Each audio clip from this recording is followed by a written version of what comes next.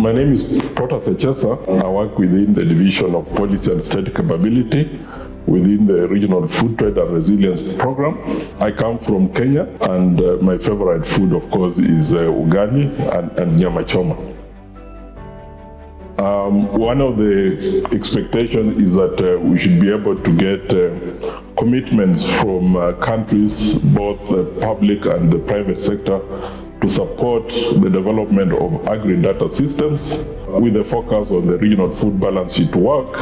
And those commitments should be supported, accompanied by actions that will support evidence-based decision-making in the region. The second expectation is that the countries should be able to make commitments in terms of implementing what they have committed at the regional level, domesticating them at country level, and this will be able to support the implementation of the African Continental Free Trade Area.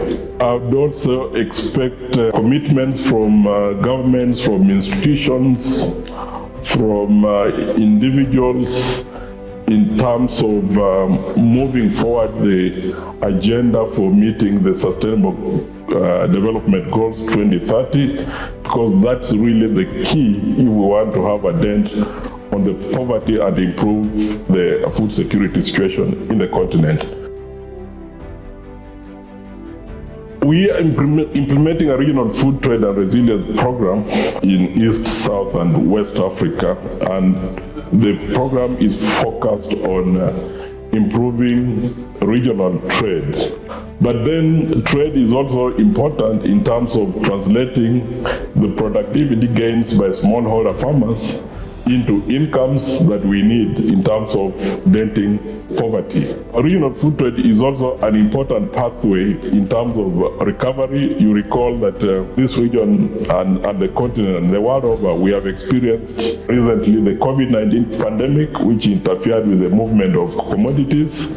We now have this Russia-Ukraine crisis, which really is problematic, but regional food trade is going to be an important mechanism that will support the recovery of different economies. And that's why the work we do is extremely important in terms of supporting smallholder farmers. That conversation is even important now than ever before. If you look at the world, if you look at our continent, the frequency of shocks, whether you are looking at it in terms of conflicts, whether you are looking at it in terms of climate change, and any other shocks that are emerging on a regular basis, call for re-examination on how we look at the agriculture sector to be able now to focus on more holistic issues, especially talking about issues from farm to fork. That means we not only focus at production and productivity, but we have also to look at the processing, which is value addition. We have to look at the logistics. We have to look at all those factors that make it a whole in order to be able to deal with these shocks that are emerging now and again.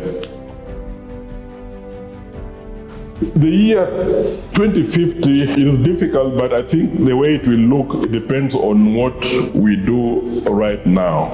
If you look at part of what is happening is that we are spending so much of foreign exchange in terms of food imports. So if we are able to transform our sector the way we are thinking of through this food systems thinking, in terms of deployment of technology, in terms of including women and youth to be at the center of agriculture, we should be able to provide our population with adequate food, the food that is nutritious, that is able to meet the requirements of the continent's population.